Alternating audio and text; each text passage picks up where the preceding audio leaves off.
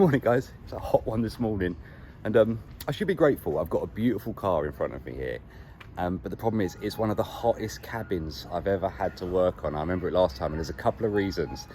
There's a couple of polar bears in there for starters. I'll show you what I mean in a second. And it's a crazy hot piece to be in. So got a big engine. It's a 4-seater with that sort of badge, so it has to be a 456 GT.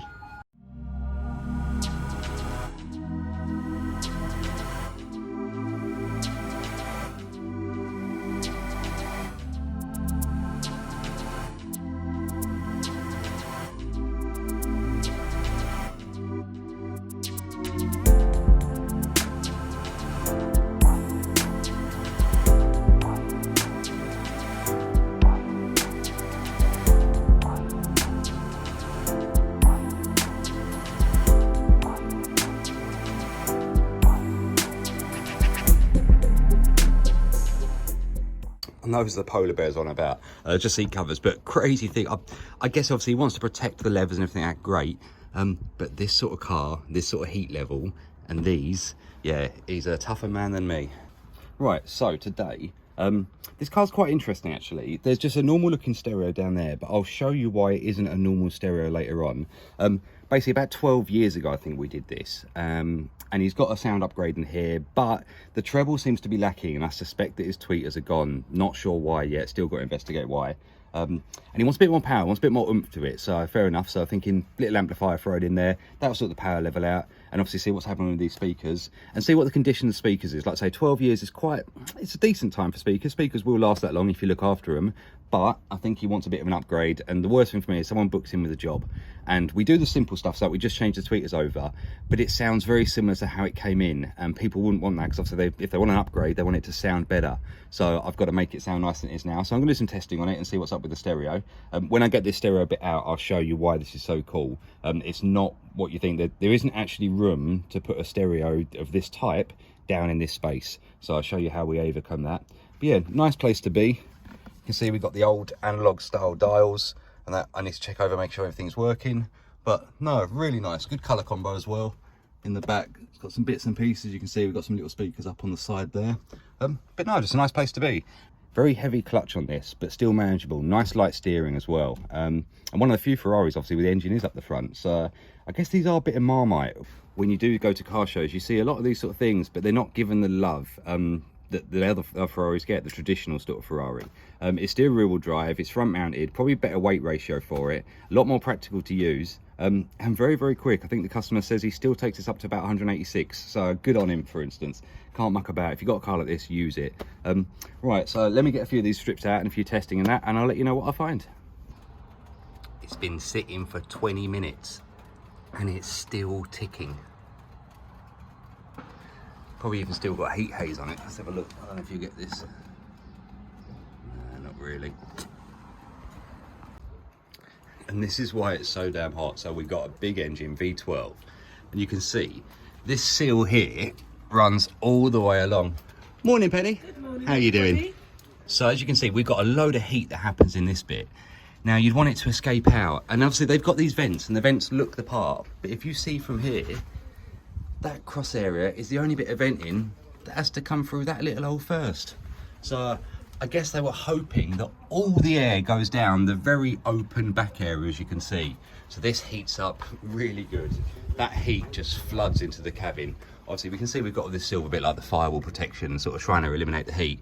But even that, if I put my finger on it, that's too hot to touch. So very cool car, lovely sounding engine. I'll give you a bit of the exhaust in a second. And but yeah, on a day like today in this heat, it's going to be a fun one.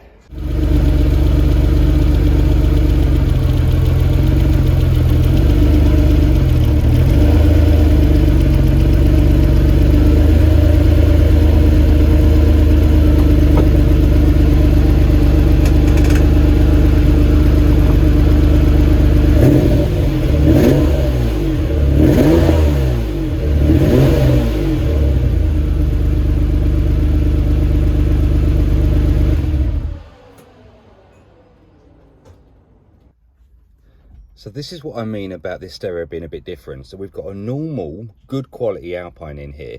God, let's get the model number. It's an old CDA 117RI.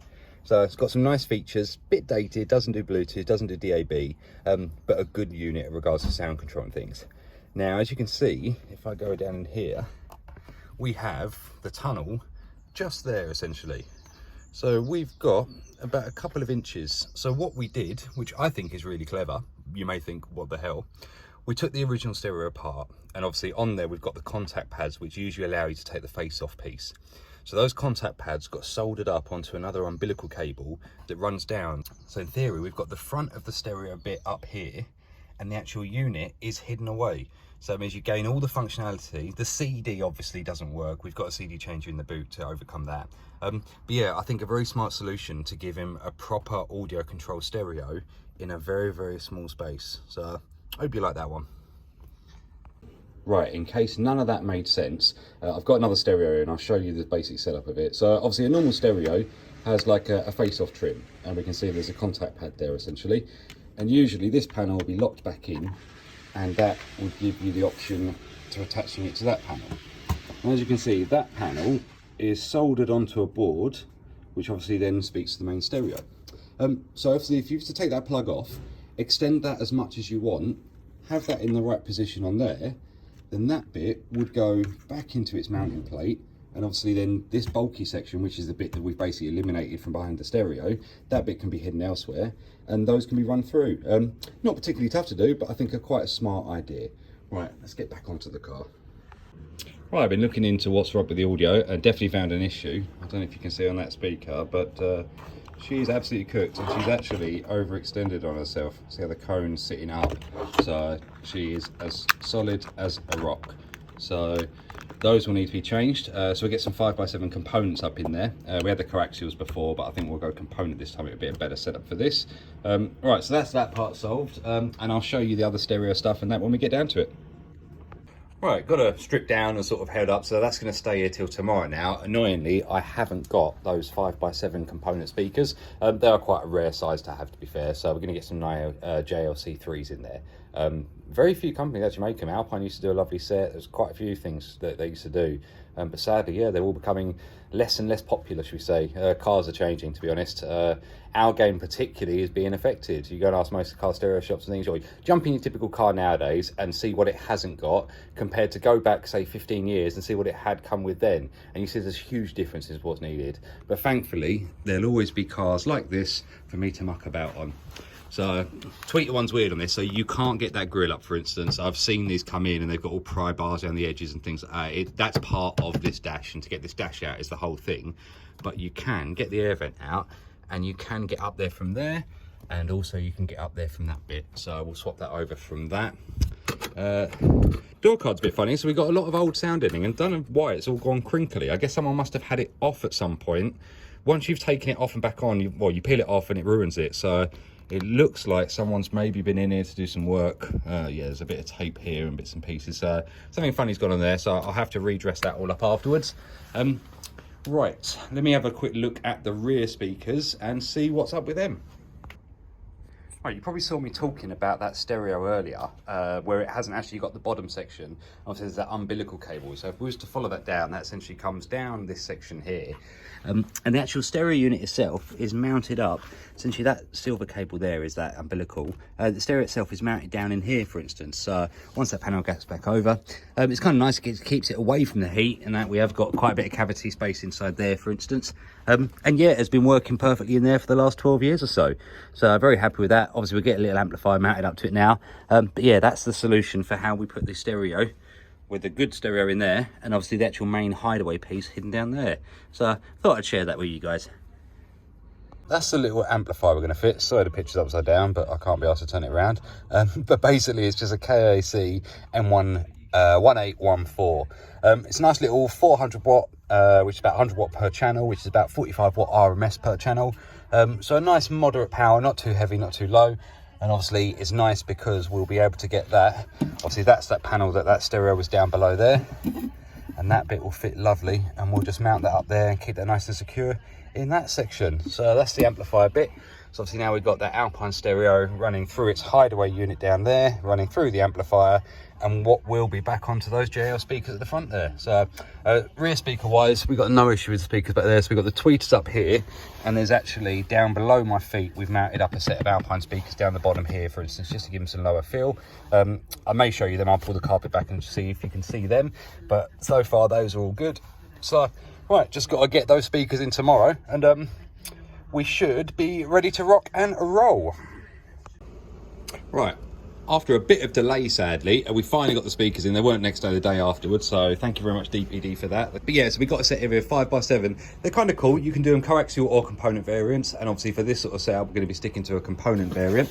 Let me just get these bits out. As you can see, a nice 5x7 driver. I'll get it out of the bag and get it into position. Tell you what, I'm going to get it mounted up onto there, and I'll show you when it's still in position.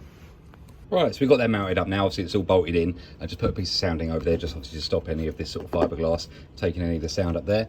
Still got to roller it down to flatten it and things, but yeah, I'm going to see how it all sits in and make sure that it's all good to go in the car.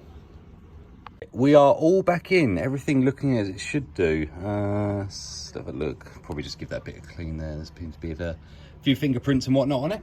But yeah, all gone well. So obviously you can't see anything with those speakers. They're totally around the grill, but the sound does come through really nicely on that. And obviously one of the main things that I wanted to show you guys in this video was how you can adapt stereos. Don't ever think that anything's a limitation. If you think enough about the problem, you will come up with a solution for it. Right, so I better take this one out now and just give it a test drive, make sure that everything works perfectly. But thank you so much, guys. Thank you for watching. And we're over 500 subscribers now, guys, which is nuts. I will say this every time we reach like a little milestone. Thank you from the bottom of my heart, to be honest, guys, because this is a bit of side fun for me. And I'm so glad that you guys are liking it. Some of the videos, I've seen one of them, it's like 18,000 views or something. So I think it's the Chrysler with the lighting on it. So I don't know what the magic formula was for that one, but algorithm likes that one on YouTube. We have got a very cool job coming up soon. It's another fiberglass install, and we've had some right fun and games with it. So I'll explain all that side of it. And I will be doing some more story time with Neil soon, I think. So I think I'm going to do some story time about when I built probably the mobile DJ booth is probably the nicest one just to have a look at to start with. And we'll see how story time with Neil goes. So anyway, guys, thank you again for all the subscription and all the loves and the likes and things. Hope you have a really great day, guys. And thank you again. So anyway, I'll catch you in the next one.